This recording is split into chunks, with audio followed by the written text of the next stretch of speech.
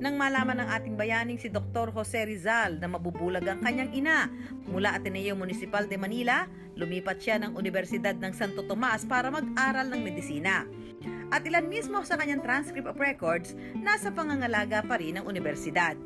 So makita rin dito ang kanyang mga kaklase, kamukha ni Jose Luna Novicio na kapatid ni Antonio at Juan Luna. Kung titingnan nyo ang transcript records, yung mga grado rito ay ang gradong sobresaliente o ibig sabihin ay excellent.